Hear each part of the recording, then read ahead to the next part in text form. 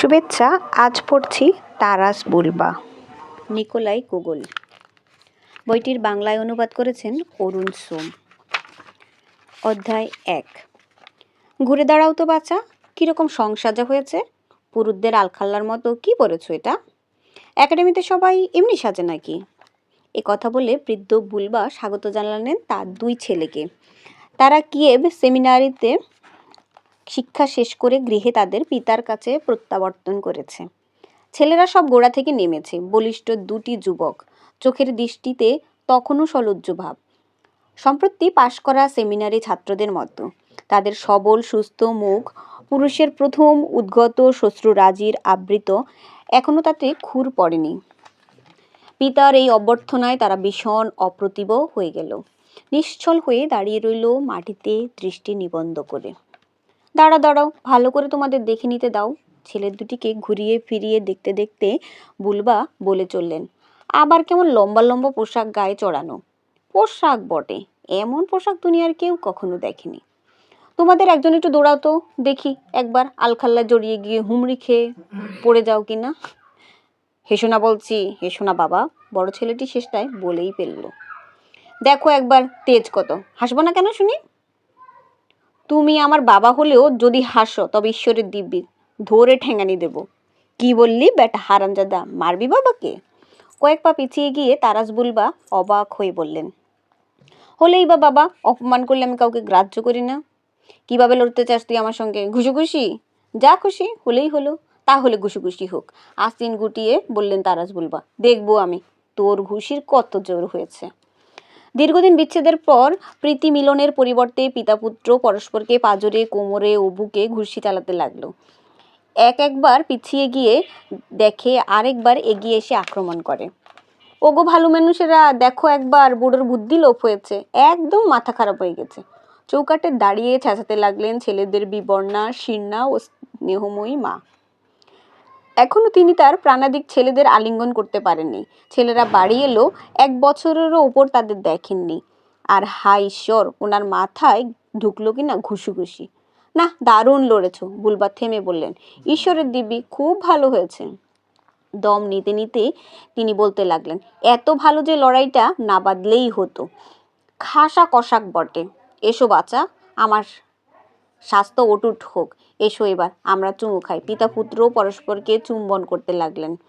ঠিক করেছো বেটা, সকলকে এরকমই ঠ্যাঙাবে যেমন আমাকে ঠ্যাঙালে। কাউকে ছেড়ে কথা কইবে না। কিন্তু যাই বলো, তোমার পোশাকটি দেখলে হাসি পায়। এটা আবার কি ঝুলছে দাড়ির মতো? আরে তুই বোকারাম, অমন হাত ঝুলিয়ে দাঁড়িয়ে আছিস কেন? ছোট ছেলেটির দিকে ফিরে বললেন, কিরে বেটা, কুত্তার বাচ্চা, 2-4 ঘুষি দিবি নাকি আমাকে? তোমার যত ভাবনা ওইসব, বললেন মা। ইতিমধ্যে তিনি ছোট ছেলেটিকে বুকে টেনে নিয়েছেন। কে কবে শুনেছে যে বাচ্চারা আপন বাপকে ঠ্যাঙ্গাবে? এখন যেন আর কোনো কাজ নেই। এই তো ছেলে মানুষ এসেছে এত দূর থেকে, এলিয়ে পড়েছে। ছেলে মানুষটির বয়স কিন্তু 20 বছর পার হয়ে গেছে, পাকা 6 ফুট লম্বা। এখন একটু জিরাবে, কিছু খাবে দাবে তা না, উনি চলছেন ঘুষি চালাতে। এটা দেখেছি একেবারে দুধের খোকা, বুলবা বললেন। ওরে বেটা, মায়ের কথা শুনিস নে, ও মেয়ে লোক, কিছুই জানে না। কচি ছেলে হয়ে থাকবে নাকি সারা জীবন? তোদের জীবন খোলা মাঠ আর তেজি ঘোড়া, এই হলো তোদের জীবন। আর দেখছিস তো এই তরোয়াল, এই হলো কি তোদের মা। যত হাবিজাবি দিয়ে তোদের মাথাটা ভরা হচ্ছে, একাডেমি, বইপত্তর, পাঠ্য বই, দর্শনবিদ্যা, যত সব মাল। থু। এখানে বুলবা এমন একটি কথা বললেন যা ছাপানো যায় না। দেখছি তোদের পরের সপ্তাহে পাঠাতে হবে জাপর্জয়তে। সেখানে পাবি শিক্ষার মতো শিক্ষা। সেখানেই তোদের স্কুল, সেখানেই বুদ্ধি খুলবে তোদের। মাত্র 1 সপ্তাহ থাকবে ওরা বাড়িতে? বিদ্যাসীনা মা সজল শোকার্ত স্বরে বললেন। বাচ্চারা আমার একটু আমোদ করতে পাবে না নিজেদের ঘর বাড়ি চিনে নিতে? আর আমিও যে চোখ ভরে ওদের একটু দেখবো, তার সময় থাকবে না। ঢের হয়েছে নাকি কান্না, ঢের হয়েছে বুড়ি। কসাকের কাজ নয় মেয়েদের সঙ্গে থাকা। তুমি তো চাও ওদের আঁচলে আড়ালে লুকিয়ে রাখতে, ওদের উপর চেপে বসে মুরগির মতো ডিমে তা দিতে। যাও এখন, যা কিছু খাবার দাবার আছে সাজিয়ে পেলো। তোমার পিঠে পুলি, মিঠাই, মন্ডা, ওসব মিষ্টান্ন আমাদের চাই না। নিয়ে আসো আস্ত ভেড়া, একটা ছাগল আর 40 বছরের পুরনো মধু আর নিয়ে এসো বোদকা, আর যদি পারো তোমাদের ওই কিশমিশ বা ছাইবস্য মেশানো নয়, একদম খাঁটি পেনিয়ে ওঠা বোদকা, যা জলমল করবে, শি শি করবে খ্যাপার মতো। বুলবা তার ছেলেদের নিয়ে গেলেন বাড়ির বড় ঘরটায়। গলায় নিখাদ সোনার হার পরা দুটি সুন্দরী দাসী সেখানে ঘর গোছানো ফেলে ছুটে বেরিয়ে গেল। হয়তো তারা ভয় পেয়েছিল এই কড়া মেজাজের ছোট কর্তাদের আগমনে, অথবা পুরুষ দেখলেই চিৎকার করে সবেগে পালানো, তারপর লজ্জায় অনেকক্ষণ ধরে যা আমার আস্তিন মুখে ডেকে রাখার মতো মেয়েলি প্রথা আছে, তারা হয়তো সেটাই পালন করছিল। বড় ঘরটি সাজানো সেই অতীত এক যুগের রুচিতে, গ্রাম্য জন পরিবৃত্ত হয়ে বান্দুরার মৃদু গঞ্জনের তালে ইউক্রেনে একদা শ্বশ্রুদারী অন্ধবিদ্য চারণেরা যেসব গান গেয়ে শোনাতো, এবং যে গান এখন আর শোনা যায় না, সেই সব গান ও লোকগাথাতেই শুধু বেঁচে আছে সেই যুগটা। ঘরটি সাজানো সেই কঠিন সামরিক যুগের রুচিতে, যখন ইউক্রেনে শুরু হয়েছিল গির্জার ঐক্য ধর্ম প্রবর্তনের বিরুদ্ধে প্রথম সংঘর্ষ। ঘরের চারদিক তকতকে, রঙিন মাটির প্রলেপ দেওয়া, দেয়ালের গায়ে ঝোলানো আছে তরোয়াল, ঘোড়ার চাবুক, পাখি ও মাছ ধরার জাল, বন্দুক, চমৎকার পালিশ করা বারুদ রাখার শিঙা, ঘোড়ার মুখে লাগানোর সোনার লাগাম ও রূপোর বাঁধানো বাঁধন দড়ি। ঘরের জানালাগুলি ছোট ছোট, তাতে গোলাকৃতির অস্পষ্ট সার্সি কাচ লাগানো। এরকম সার্সি এখনো দেখা যায় কেবল পুরনো গির্জাঘরে, ঠেলে না তুললে তার ভেতর দিয়ে কিছুই দেখা অসম্ভব। জানালা ও দরজা ঘিরে লাল রঙের বেড়, ঘরের কোণের তাকগুলিতে সাজানো সবুজ ও নীল কাচের কলসি, বোতল, জল পাত্র, রূপোর কাজ করা পানপাত্র, সোনার ঝালর দেওয়া নানা ধরনের কাজ করা বিনিশীয়, তুর্কি, চেরকেশীয় চুমুকের বাটি। এগুলি ভুলবার ঘরে এসে পৌঁছেছে নানা বিচিত্র পথে। ৩-৪ হাত ঘুরে সেই সাহসিকতার যুগে এটা ছিল অতি সাধারণ। ঘরের ভেতরে চারদিকে এলেম কাঠের বেঞ্চি, সামনের কোণে আইকনের নিচে প্রকাণ্ড টেবিল, প্রশস্ত চুল্লি, তার বিভিন্ন অংশ কোনোটা বেরিয়ে আসা ও কোনোটা ভেতরে ঢোকানো বিচিত্র বর্ণের টালি দিয়ে ঢাকা, এই সমস্তই আমাদের দুই তরুণদের কাছে খুবই পরিচিত। তারা প্রতি বছর ছুটির সময় পায়ে হেঁটে আসতো। পায়ে হেঁটে, কেননা তাদের তখনও ঘোড়া ছিল না। সেমিনারির ছাত্রদের ঘোড়া চড়ার অনুমতি তখন ছিল না। লম্বা চুলের ঝুঁটি ছিল তাদের বয়স হওয়ার একমাত্র প্রমাণ, এবং অস্ত্রধারী যে কোনো কসাকের অধিকার ছিল তা ধরে টানার। পাশ করে বেরোবার পরেই কেবল ভুলবা তার ঘোড়ার পাল থেকে একজোড়া জোয়ান ঘোড়া তাদের পাঠিয়ে দেন। যেসব স্কোয়াড্রন কমান্ডার আর তার রেজিমেন্টের যেসব অফিসার সেখান থেকে তখন ছিলেন, তাদেরকে সকলকে ছেলেদের বাড়ি ফেরার উপলক্ষে বুলবা আমন্ত্রণ করলেন।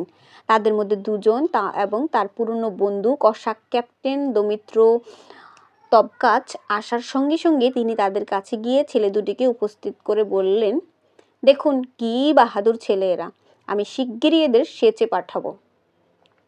অতিথিরা বুলবাকে ও যুবক দুটিকে অভিনন্দন জানালেন, বললেন যে কাজটা ঠিকই হচ্ছে, যুবকদের পক্ষে জাফরজয়ের সেচের ভালো শিক্ষালয় নেই, সেচের চেয়ে ভালো শিক্ষালয় নেই। তাহলে অফিসার ভাই সব, আপনারা সবাই টেবিলে বসে পড়ুন, যার যেখানে খুশি। ওরে ছেলেরা, প্রথমে কিছুটা বোদকা খাওয়া যাক, বললেন ভুলবা। ঈশ্বর মঙ্গল করুন তোমাদের স্বাস্থ্যের জন্য। অস্তাপ তোমার আর আদ্রি তোমার। ঈশ্বর করুন যেন তোমরা সর্বদা যুদ্ধে জয়ী হও, যত বিধর্মী হোক, যত হোক তারা তুর্কি, হোক তারা তাতার, ঠেঙ্গাবে তাদের। আর ফোলদেরও, যদি তারা আমাদের ধর্মে হাত দিতে শুরু করে। পাত্র এগিয়ে দাও না হে, বোদকাটা কি ভালো নয়? বলো তো ভোদকাটা কি বলে লাতিনে বোদকাকে? দেখলে তো ছেলেরা, লাতিনরা কি রকম মূর্খ ছিল, তারা জানতোই না যে পৃথিবীতে বোদকা বলে কিছু বস্তু আছে। আর সেই লোকটার নাম কি যে লাতিন কবিতা লিখত, আমার বিদ্যের দৌড় বেশি নয়, তা ঠিক জানি নে, হোরেস নয় কি বাবা যেন কি, বড় ছেলেটা অস্তাব নিজের মনে ভাবল, বুড়ো গুগুস জানেন সব, আর দেখেন যেন কিছুই জানেন না। আর্খিমান্দ্রিত, তোমাদের বোধকা একটু শুঁকতেও দেওনি বোধ হচ্ছে, তারাস বলে চললেন। আর কবুল করে ফেলো দেখি বাচ্চারা। তাজা চেরি আর বার্চের ছড়ি দিয়ে কিরকম পিটুনিটা দিয়েছে। কসাকের পিঠ আর গতরের যেখানে পেরেছে সেখানে। বেশি বুদ্ধিমান হয়ে গেলে লাঠি পেটাও করেছে আশা করি। তা শুধু কেবল শনিবারে নয়, বোধ হচ্ছে বুধ ও বৃহস্পতিবারেও। আগের কথা বেড়ে কি হবে বাবা? ঠান্ডা গলায় উত্তর দিল অস্তাব। যা হয়ে গেছে তা ফুরিয়ে গেছে। এখন একবার লেগে দেখুক না, আদ্রি বলল। আসুক না কেউ এখন খোঁচাতে। কোনো একটা তাতারের একবার দেখা পেলে হয়, তাদের দেখিয়ে দিব কসাকের তলোয়ার কি জিনিস। বেশ বলেছ বেটা, ঈশ্বরের দিব্যি বলেছ, বেশ। তবে তোমরা অবশ্য যখনই যাবে আমিও তোমাদের সঙ্গে যাব। হে ঈশ্বর, আমিও যাব। কিসের জন্য শালা আমি পড়ে থাকবো এখানে? থাকবো কি শুধু গমের চাষ করতে, ঘরে দেখাশোনা করতে, ভেড়া শুয়োর চড়াতে, আর স্ত্রীর সঙ্গে চব মাগি পানা করতে? ছুলোই চাকমাগি। আমি কসাক, ও আমার পোষাবে না। না, ইবা থাকলে এখনই লড়াই। তবুও আমি যাব তোমাদের সঙ্গে জাফরজোতে, সেখানে ফুর্তিতে ঘুরে বেড়াবো। হে ঈশ্বর, যাবই আমি। বৃদ্ধ বুলবাক ক্রমেই একটু একটু করে উত্তেজিত হতে লাগলেন। শেষে বললেন, একেবারে ক্রুদ্ধ, চেয়ার থেকে উঠে দাঁড়ালেন এবং সম্ভ্রম সূচক ভঙ্গিতে মাটিতে পা টুকলেন। আমি কালই যাব, দেরি করে লাভ কি? এখানে আমার কোনো শত্রুর অপেক্ষায় বসে আছি আমি। এই বাড়িতে আমাদের কিসের দরকার? কি হবে আমাদের এসব নিয়ে? কিসের জন্য এই ঘটিবাটি? এই বলে তিনি যত ঘটিবাটি গেলাস ছিল তা চূর্ণ করে মাটিতে ছুটতে লাগলেন। হতবাগিনী বৃদ্ধা স্বামীর এই আচার ব্যবহারে অভ্যস্ত। একটা বেঞ্চিতে বসে ম্লানভাবে তিনি চেয়ে দেখছিলেন। কিছু বলার সাহস তার ছিল না, কিন্তু তার পক্ষে ভৃতিপদ এই সিদ্ধান্ত যখন শুনলেন তখন তার চোখ দিয়ে জল রাখতে পারলেন না। চেয়ে রইলেন নিজের দুটি ছেলের দিকে। এদের সঙ্গে আসন্ন বিচ্ছেদের অবধারিত। কে বর্ণনা করতে পারে তার দুঃখের নিঃশব্দ আবেগ, যা কম্পিত হচ্ছিল বুঝি তার চোখের দৃষ্টিতে, তার দৃঢ়বদ্ধ দুই ঠোঁটের আক্ষেপে বনে। বুলবাদ ছিল ভীষণ একরক্ষা। তিনি ছিলেন সেই প্রকৃতির লোক যাদের দেখা গিয়েছিল শুধু কঠোর 15 শতকে ইউরোপের অর্ধ যাযাবর এক কোণে, যখন সমস্ত আদিম দক্ষিণ রাশিয়া তার নৃপতিবর্গ কর্তৃক পরিত্যক্ত হয়ে মঙ্গোলীয় লুণ্ঠনকারীদের অপ্রতিরোধ্য আক্রমণে বিধ্বস্ত ও পুড়ে ছাই হয়ে গিয়েছিল, যখন ঘরবাড়ি হারিয়ে লোকে সাহসী হয়ে ওঠে, যখন তারা এই ভস্যের উপরে বসে চারদিকে ভীতিপ্রদ প্রতিবেশী ও চিরন্তন বিপদের পরিবৃত্ত হয়ে সোজাসুজি তাদের চির প্রশান্ত প্রকৃত স্লাবীয় তেজ সামরিক শিখায় উদ্দীপ্ত হয়ে উঠে, সূচিত করে রুশ চরিত্রের এক উন্মুক্ত উদ্দাম বিকাশ কষাগত্য। যখন সব নদীতীর পারঘাট ঢালু ভূমি ও পাশ উপযোগী স্থান ভরে উঠে কসাকে। তাদের সংখ্যা কত কেউ জানতো না। এক সুলতান তাদের সংখ্যা জানতে চাইলে তাদের সাহসী সাথীরা ঠিকই উত্তর দিয়েছিল, কে জানে কত। আমরা সারা স্তেপে ছড়িয়ে আছি, যেখানেই ডিপি সেখানেই কসাক। বাস্তবে কি এটা ছিল রুশ শক্তির এক অসাধারণ প্রকাশ। দুঃখের আগুনে পোড়া লোকের অন্তর থেকে এদের উদ্ভব। পূর্ববর্তন ছোট ছোট রাজ্য ও ছোট ছোট শহর যা ছিল শিকারী ও কুকুর পালকের দলে ভরা, তাদের বদলে প্রাক্তন ছোট ছোট রাজা যারা পরস্পরের সঙ্গে শত্রুতা ও ব্যবসা করত নিজেদের শহর নিয়ে, তাদের বদলে উদ্ভূত হলো পরাক্রান্ত বসতি পরিবৃত কুরেনসমূহ। এরা সংঘবদ্ধ হয়েছিল একই বিপদের ভয়ে, অখ্রিস্টীয় আক্রমণকারীদের বিরুদ্ধে একই ঘৃণায়। ইতিহাস থেকে সকলেরই জানা আছে কেমন করে এদের অবিরাম সংগ্রাম ও নির্ভীক জীবন ইউরোপকে সেই অদম্য উপদ্রবের ধারা থেকে বাঁচায়। তা তখন ইউরোপের অস্তিত্বকে বিপন্ন করতে উদ্ধত হয়েছিল। ছোট ছোট নৃপতিদের বদলে পোল রাজারা তখন এই বিশাল ভূখণ্ডের অধিপতি, যদিও তারা দুর্বল ও দুরস্থ। তারা বুঝতেন কসাকদের মূল্য, তাদের এই সামরিক ও সতর্ক জীবনযাত্রার কত সুবিধা। তারা এদের উৎসাহ দিতেন, এদের ব্যবস্থার গুণগান করতেন। তাদের সুদূর শাসনের অধীনে কসাকদেরই ভিতর থেকে নির্বাচিত কমান্ডাররা এই সকল বসতি ও কুরেনকে রেজিমেন্টে ও সামরিক বিভাগে রূপান্তরিত করে ফেলে। এটা কোনো নিয়মিত স্থায়ী বাহিনী নয়, সেরকম বাহিনীর কোনো চিহ্নই কোথাও ছিল না। কিন্তু যুদ্ধ বাঁধলে মাত্র 8 দিনের মধ্যেই প্রত্যেক কসাক ঘোড়ায় চড়ে দস্তুর মতো অস্ত্রের সজ্জে সজ্জিত হয়েতে দেখা যেত। রাজার কাছ থেকে মাত্র একটি স্বর্ণ মুদ্রার বিনিময়ে লড়াই করতে রাজি থাকতো। আর 2 সপ্তাহের মধ্যে এদের সৈন্যবাহিনী সংগৃহীত হতো, যা কোনো রাজকীয় আদেশের জোরে কখনো একত্রিত করা যেত না। অভিযান শেষ হলেই যোদ্ধারা ফিরে যেত তাদের চাষের ক্ষেত্রে, চারণভূমিতে, নিপার নদীর পার ঘাটে। তারা মাছ ধরতো, বেচাকেনা করতো, বিয়ার বানাতো ও ফের হয়ে যেত স্বাধীন কসাক। তাদের অসাধারণ কর্মকুশলতায় সমসাময়িক বিদেশিরাও স্বয়ং সঙ্গত কারণে বিস্ময় প্রকাশ করেছে। এমন হাতের কাজ ছিল না যা কসাকের অজানা। মদ বানানো, গাড়ি টানা, তৈরি করা টানা গাড়ি, বারুদ গুড়ানো, কামার লোহারের কাজ সবই তারা করত এবং সেই সঙ্গে জানতো কেমন করে উদ্দাম আনন্দ উপভোগ করতে হয়, মাতাল হয়ে এমন মাতামাতি করতে হয় যা কেবল রুশরাই জানে। সবকিছু তাদের হাতের মুঠোয়। নিয়মিত সৈন্য দলের তালিকায় নাম লেখানো কসাক যুদ্ধের সময় যুদ্ধে যোগ দিতে বাধ্য হয়েছিল। কিন্তু এদের ছাড়াও সবসময় গুরুতর প্রয়োজনে পাওয়া যেত অশ্বারোহী স্বেচ্ছাসেবকদের দল। কসাক ক্যাপ্টেনরা একবার গ্রামের বাজারে ও ময়দানে গিয়ে টানা গাড়ির উপর দাঁড়িয়ে গলা ছেড়ে চিৎকার করে বললেই হলো, ও হে সব বিয়ার বানানো মদ চোলাইয়ের দল, থামাও তোমাদের বিয়ার চোলানো, চুল্লির ধারে শুয়ে শুয়ে মোটা গতর দিয়ে মাছিদের ভোজ খাইয়ে আর কাজ নেই, চলে এসো সব, চলে এসো, বীরের খ্যাতি ও সম্মান অর্জন করো। আর ও হে হালঠেলা, গম্বনা, বেড়ার রাখাল, মেয়ে পাগলার দল, শেষ করো তোমাদের লাঙ্গলের পিছু পিছু চলা, কাদায় মাটিতে তোমাদের হলদে জুতো ভরিয়ে তোলা, শেষ করো তোমাদের মেয়েদের পিছনে পিছনে ছুটে বীরের শক্তি নষ্ট করা। সময় এসেছে এখন কসাকদের গৌরব অর্জনের। কথাগুলি হয়ে উঠত যেন শুকনো কাঠের গাদায় আগুনের ফুলকি। টাসি ভেঙে ফেলতো তার লাঙ্গল, বিয়ার ও মদ চোলাইয়ের দল ফেলে দিত তার ভাটিখানা, গুড়িয়ে ফেলতো মদের পিপে। কারিগর ও দোকানদাররা তাদের কল কবজা মালপত্রকে জলাঞ্জলি দিয়ে বাড়ির জিনিসপত্র চুরমার করত। সকলেই চড়ে বসতো যে যার গোড়ায়। এক কথায় রুশ চরিত্র এখানেই পেত তার সবসময় শক্তিময় প্রবল প্রকাশ। তারাস ছিলেন আদত প্রাচীন কর্নেলদের একজন উগ্র সামরিক আবেগ ছিল তার জন্মগত। তার বিশিষ্ট লক্ষণ ছিল তার রুক্ষ ও সোজাসুজি ব্যবহার। সেই কালে রুশ অভিজাত শ্রেণীর উপর পোলীয় প্রভাব দেখা দিতে শুরু করেছিল। অনেকেই পোলীয় ধারণ গ্রহণ করছিল, চালু করছিল তাদের বিলাসিতা, দাস দাসীদের জাঁকজমক, বাজ পাখি শিকারের দল পোষা, ভোজন উৎসব আর দরবার। তারাসের এসব মনোপুত ছিল না।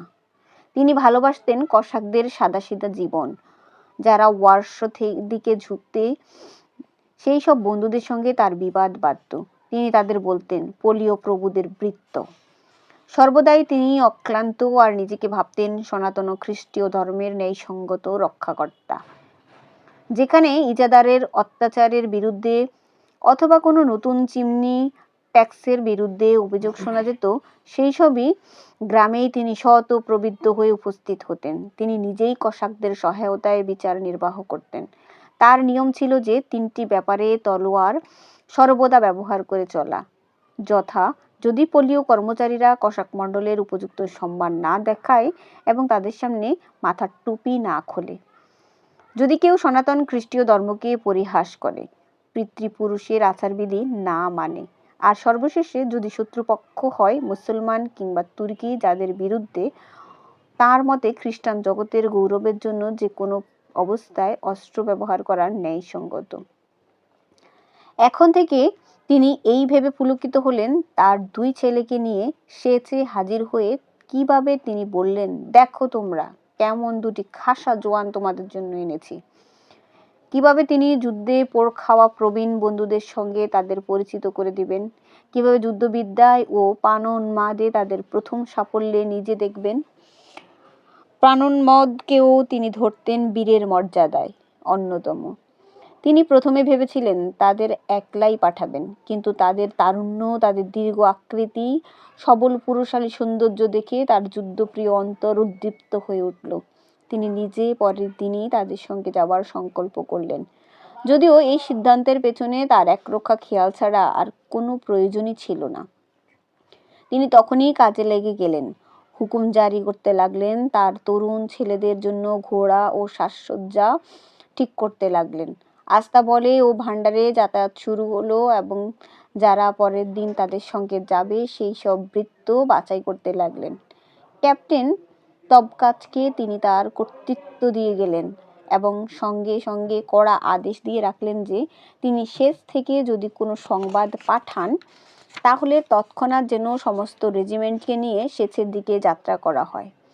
কোনো কিছুই তিনি ভুললেন না, যদিও তার অবস্থা তখন টলটলায়মান। মাথায় বোধকার বাষ্প ঘুরছে। তিনি এমনকি এই হুকুম দিলেন যে ঘোড়াগুলিকে জল দিতে হবে এবং তাদের ডাবা যেন ভালো বড় দানা ঘমে ভরা থাকে। এই কাজ শেষ করে যখন ফিরলেন তখন তিনি বেশ ক্লান্ত। তাহলে ছেলেরা, এখন ঘুমানো দরকার, কাল করা যাবে ঈশ্বর যা চান। বিছানা জঞ্জাট করে কোনো কাজ নেই গো। আমাদের বিছানার কোনো দরকার নেই, আমরা উঠোনেই শোবো। রাত্রি সবেমাত্র আকাশকে আলিঙ্গন করেছে, কিন্তু সকাল সকাল শুয়ে পড়াই ভুলবার অভ্যাস। একটা গালিচার উপর তিনি গা এলিয়ে দিলেন, গায়ের উপর টেনে দিলেন মেষ চর্মের আলখাল্লা, কেননা রাতের বাতাস ছিল বেশ তাজা, আর বাড়িতে থাকলে বুলবা গরম কিছু দিয়ে গা ঢাকতে ভালোবাসে। অচিরেই তার নাক ডাকতে শুরু করলো। পরে সারা উঠোনে ঘটল তার অনুকরণ। নানা কোণ থেকে যে যেখানে শুয়েছিল তাদের নাক ডাকার সুর উঠতে লাগলো। সকলেই আগে ঘুমালো পাহারাদার, কারণ ছোট কর্তাদের বাড়ির ফেরার উদ্দেশ্যে সেই পান করেছিল সবচেয়ে বেশি। ঘুম এলো না কেবল হতভাগিনী মায়ের। তার আদরের দুটি ছেলে পাশাপাশি শুয়ে আছে। তাদের শিয়রে এসে বসলেন তিনি, চিরুনি দিয়ে আঁচড়াতে লাগলেন তাদের অযত্নে জটপড়া নবীন কোকড়া চুল। চোখের জলে তাদের ভেজালেন। তিনি তাদের দেখতে লাগলেন সমস্ত মন প্রাণ দিয়ে, সকল অনুভূতি দিয়ে। তার সমস্ত সত্তা যেন পরিণত হয়েছে কেবল চোখের দৃষ্টিতে। তবুও যেন দেখে আঁশ মেটে না। নিজের স্তন দিয়ে তাদের খাইয়েছেন, লালন পালন করেছেন, মানুষ করেছেন। আর এখন এ দেখা কেবল ক্ষণিকের। বাছারা আমার, সোনার চাঁদেরা, কি হবে তোদের, কি আছে তোদের কপালে? বলতে বলতে চোখের জল জমে উঠল তার বলিরেখায়, যে বলিরেখা তার এককালের সুশ্রী মুখকে বদলে দিয়েছিল। সত্যি তার অবস্থা করুণ, সেই ব্যাপ্রোয়া যুগের আর সেই সব নারীর মতোই। শুধু ক্ষণকাল তিনি জীবনে পেয়েছিলেন প্রেম, প্রণয়ের প্রথম উদর্গ আবেগে, যৌবনের প্রথম উদর্গ প্রারম্ভে। তারপরে কঠিন প্রণয়ী তাকে ছেড়ে গেলেন তার বাড়ির জন্যে, সাথীদের জন্যে, প্রাণ উন্মত্ততার জন্যে। বছরে 2-3 দিন হয়তো স্বামীর সঙ্গে দেখা হতো তার। পরে কয়েক বছর আর কোনো সাড়া পাওয়া যেত না, কিন্তু যখন দেখা হতো তখন থাকতেন একত্রে। তখনই বা কি জীবন ছিল তার! অপমান, এমনকি প্রহারও সহ্য করতে হয়েছিল তাকে। মাঝে মধ্যে যদি বা আদর পেতেন, তার মধ্যে পাওয়া যেত কেবল করুণার দান। অমিতচারী জাফরজংয়ের রুক্ষ আবহাওয়ার চরিত্রে গড়ে ওঠা এই নারী বিবর্জিত বীরদের মধ্যে তিনি ছিলেন এক অদ্ভুত জীব, যার নিরানন্দ যৌবন এক নিমেষে ঝরে গেল, যার সদা লাবণ্যময় কাল আর বুক বিবর্ণ হয়ে বিনা চুম্বনে আবৃত হলো অকাল বলিরেখায়। তার সমস্ত ভালোবাসা, সমস্ত অনুভূতি, নারী প্রকৃতিতে যা কিছু কোমল ও সাবেক, তার সব মধ্যে পরিণত হলো একমাত্র মাতৃত্বের অনুভূতিতে। স্তেপ অঞ্চলের গাংচিলের মতো আবেগে আর যন্ত্রণায় তার ঠানা মেলে রইলেন তিনি তার ছেলেদের ওপর, তার বাচ্চাদের, সোনার চাঁদ ছেলেদের তার কাছ থেকে ছিনিয়ে নেওয়া হচ্ছে। বুঝি আর কখনো দেখা হবে না। কে বলতে পারে, হয়তো প্রথম সংঘর্ষেই তাতাররা তাদের মাথা কেটে ফেলবে। তিনি জানতেই পারবেন না কোথায় পড়ে থাকবে তাদের প্রক্ষিপ্ত দেহ। পথের ধারে শকুনি হয়তো ছিঁড়ে খাবে, অথচ তাদের রক্তের প্রত্যেকটি বিন্দুর জন্য তিনি সর্বস্ব দিতে রাজি। ফোঁপাতে ফোঁপাতে তিনি তাদের চোখের দিকে চেয়ে রইলেন। সর্বজয়ী নিদ্রার সে চোখ মুদে আসছিল। মনে ভাবলেন হয়তো ভুলবা জেগে উঠে এদের চলে যাওয়া আরো 2-1 দিন পিছিয়ে দিবেন, হয়তো এমনি এত তাড়াতাড়ি চলে যাওয়ার কথা ভেবেছেন শুধু বেশি মদ খেয়ে। ঊর্ধ্ব আকাশ থেকে চাঁদ অনেক আগেই আলোকিত করেছে সমস্ত প্রাঙ্গণকে। প্রাঙ্গণ ভর্তি ঘুমন্ত লোকের দল, ঘনবদ্ধ উইলো গাছ আর প্রাঙ্গণের চতুর্দিকে উঁচু আবছা ঢাকা বেড়া। তিনি তখনও বসে আছেন তার ছেলেদের মাথার কাছে, এক লহমাও চোখ ফেরাচ্ছেন না। ঘুমের কথা তার মনেই নেই।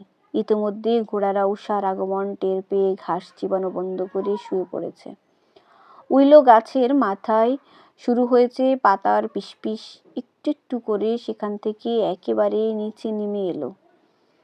রাত্রি প্রভাত পর্যন্ত তিনি বসে রইলেন, একটু ক্লান্তি নেই। মনের ইচ্ছে রাত যেন অবসান না হয়। স্টেপ থেকে বাচ্চা গোড়ার ফ্রেশা শোনা যাচ্ছে। আকাশে গাঢ় লাল আলোকের রেখা ঝলসে উঠল। বুলবা হঠাৎ জেগে লাফিয়ে উঠলেন। গত সন্ধ্যায় যেসব আদেশ দিয়েছেন তা তার বেশ মনে ছিল। ওহে ছোকরারা, ঢের গুম হয়েছে, সময় নেই, আর সময় নেই। ঘোড়াগুলোকে জল দে। আর বুড়ি গেল কোথায়? নিজের স্ত্রীকে তিনি সাধারণত এই বলেই ডাকতেন। হাত চালাও বুড়ি, যা কিছু হয় খেতে দাও, সামনে লম্বা পাড়ি।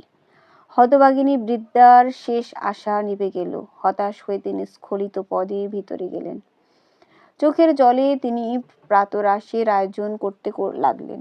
আর ভুলবা করতে লাগলেন হুকুমজারি, আস্তাবলে ছোটাছুটি। নিজেই বাঁচলেন ছেলেদের জন্য সবচেয়ে ভালো সাজ। সেমিনারি ছাত্রদের ভোল হঠাৎ পাল্টে গেল। আগেরকার কর্দমাক্ত উঁচু বুলেটের বদলে তারা পরল লাল মরক্কোর চামড়ার জুতা, গোড়ালিতের উপর নাল লাগানো। ঢিলে সালোয়ার কৃষ্ণসাগরের মতো প্রশস্ত, অথচ অজস্র ভাঁজ তাতে, সোনার বেষ্টনী দিয়ে আটকানো। বেষ্টনীর থেকে ঝুলছে লম্বা লম্বা চামড়ার ফালি। গোছা ও থোপা ইত্যাদি দিয়ে সাজানো পাইপের জন্য। তাদের ঝলমলে বনাতে কষাকি কুর্তার রং উজ্জ্বল লাল, যেন আগুনের মতো। নানা রকম নকশায় চিত্রিত কোমরবদ্ধ দিয়ে তা বাঁধা। তাতে গোঁজা খোদাই কাজ করা তুর্কি পিস্তল। গোড়ালির কাছে জনজন করছে তলোয়ার। ছেলেদের মুখ তখনও বিশেষ রোদপোড়া হয়ে ওঠেনি। মনে হলো যেন সে মুখ আরো সুন্দর, আরো গৌর হয়ে উঠেছে। যৌবনের কালো ঘোপের রেখা অত্যন্ত উজ্জ্বল করে তুলেছে তাদের বর্ণের শুভ্রতা, তারুণ্যের স্বাস্থ্য ও দীপ্তিময় দীপ্ত। কালো ঘোড়ার লোমের স্বর্ণ শীর্ষ টুপিতে তাদের রেখা দেখাচ্ছিল অতি সুন্দর হতভাগিনীর মা। তাদের চোখে দেখে তিনি একটা কথা উচ্চারণ করতে পারলেন না। তার চোখ জলে ভরে গেল। অবশেষে বুলবা বললেন, শোনো ছেলেরা, সব তৈরি, আর দেরি নয়। এখন আমাদের খ্রিস্টান রীতি অনুসারে পথে যাত্রা করার আগে আমাদের সকলকে বসতে হবে। সকলে বসলো, এমনকি বৃত্তেরাও। তারা সসম্মানে ধারের কাছে দাঁড়িয়েছিল। বুলবা বললেন, গিন্নি, এখন তোমার ছেলেদের আশীর্বাদ করো, ঈশ্বরের কাছে প্রার্থনা করো তারা যেন নির্ভয়ে যুদ্ধ করে, সর্বদা বীরের সম্মান বজায় রাখে, খ্রিস্টের ধর্মকে রক্ষা করে। আর তা যদি না করে তবে যেন তাদের নিধন হয়, যেন তাদের আত্মার কোনো চিহ্ন না থাকে এই পৃথিবীতে। তোমাদের মায়ের কাছে যাও ছেলেরা, মায়ের প্রার্থনার জলে স্থলে সর্বত্র রক্ষা করে। মা সকল মায়েরই মতোই দুর্বল।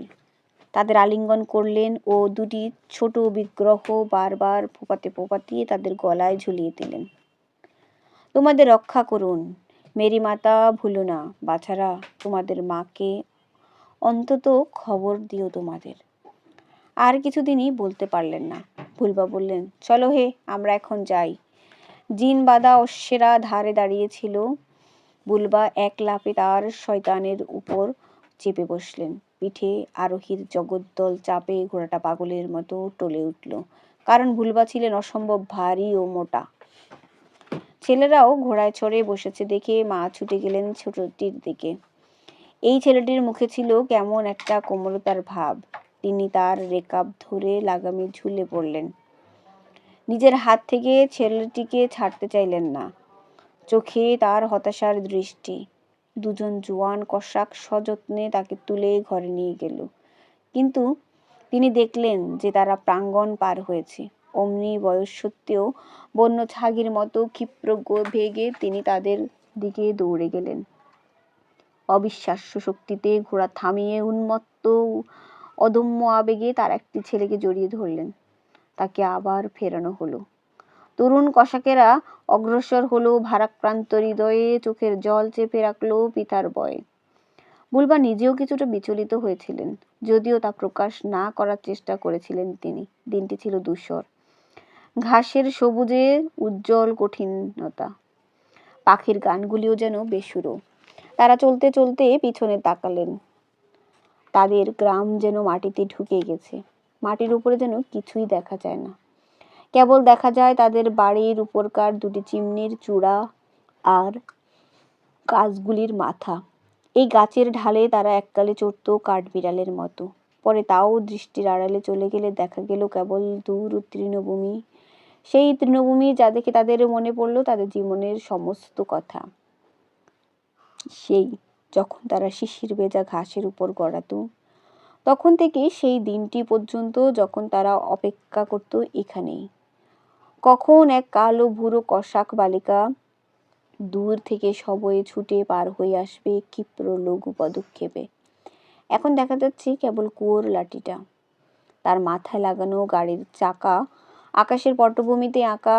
তারপর দূর থেকে পাহাড়ের মতো দেখতে যে সমতল ভূমি পেরিয়ে তারা এলো, তাই যেন সবকিছুকে চোখের আড়াল করে দিল। বিদায় শৈশব, বিদায় খেলাধুলা, সব কিছু, সব।